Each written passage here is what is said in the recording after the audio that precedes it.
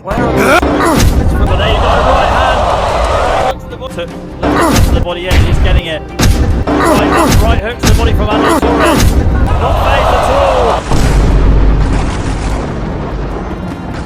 Isa sa may turi ngayon na malakas na Pinoy prospect itong binansagang Terminator ng Philippine Boxing na si Adol Torres mga tol, 28 years old na may 11 wins at 8 knockouts sa kanyang kartada na lumalaban sa welterweight division at kumuha ito ng 7 magkasunod na panalo sa Thailand kung saan ang lahat ng ito ay sa pamamagitan ng knockouts at isang Asian Boxing Federation welterweight champion. Matapos nakuha ni Torres ang ABF title nang tinalo nito ang Thai na si Michaya Thaiwiset sa pamamagitan ng knockout sa round 4 mismo sa harap ng mga fans nito sa Thailand. Dahil sa kagustuhang makabawi ng Thailand mga tol, muli nilang pinabalik si Torres at itinapat ito sa kanilang undefeated boxer na si Pirapon Puetpueng na nagmula sa 2 impresibong knockout na panalo sa loob lang ng round 1 at round 2. Lumipad ang kampo ni Torres sa Thailand upang harapin ang Thai challenger na kung saan nag-aabang ang mga fans nito para suportahan ang kanilang pambato at kailangan itong pabagsakin ni Torres upang masigurado ang panalo dahil talamak na dito ang dayaan. Halika mga tol, ating balikan kung paano binugbog at binabagsak ni Torres itong pambato ng Thailand mismo sa harap ng mga fans nito. Ang Pinoy na si Torres mga tol ay may 7 wins, 4 losses na may 4 knockouts, habang ang Thai challenger naman ay may 2 wins, walang talo at may 2 knockouts. Dito ay depensahan ni Kabayan ang ABF title sa laban na ginanap sa RCA Space Plus sa Bangkok, Thailand.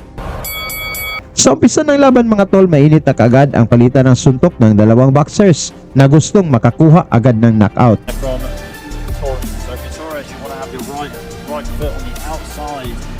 And Pirapon, the opposite, he has left foot on the outside. Torres' right foot. Left hand down the middle from 2 wins on his record, no defeats, no draws. Going up against the champion. just placing uppercut there from Torres early on and ran the ball.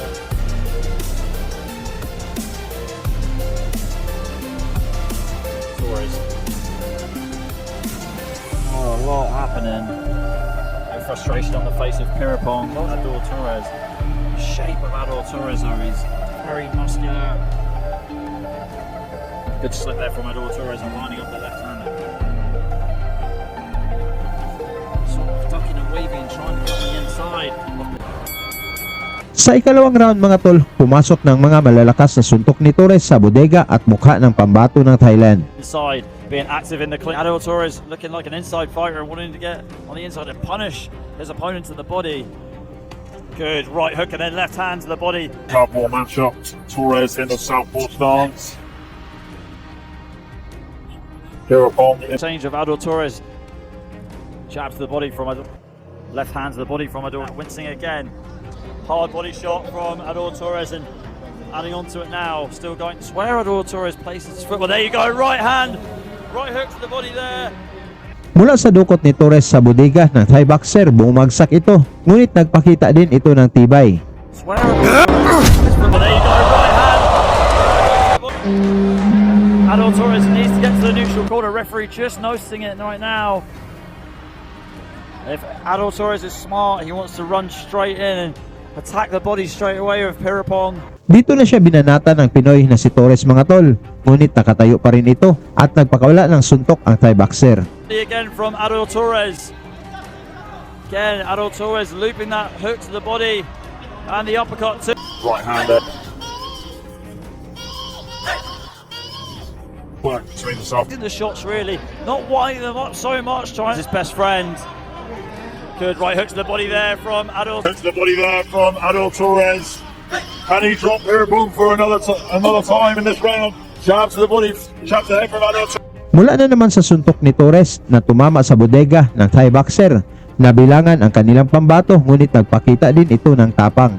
Just shying away from his opponent and getting another count from the referee, who's not resuming it because Adol Torres needs to go to the neutral corner. So if there's one more knockdown, then the referee has no choice but to stop the match. And that means retain the title. Adding on to it now, still going downstairs from Adol Torres. Here from Adol Torres, 10 seconds to go now. Is he going to get the stoppage? Let's see. Left hand down the middle, and there you go. Piripong. Dito sa ikatlong round mga tol, mas lalong tinatarget ni Torres ang bodega ng Thai Challenger upang palambutin ito. Left uppercut to the body in, and he's getting it. Right up, right hook to the body from Ador Torres. Not phased at all. And another knockdown, and that is it. The referee's called. Mula sa mga sulidong na ipasok ni Torres sa bodega ng Thai boxer, inawat na kaagad ng referee ang laban upang hindi na mapahamak pa ang Thai boxer. But there you go, right hand. Hook to the body. Up to the body in, and he's getting it. Right up, right hook to the body from Ador Torres.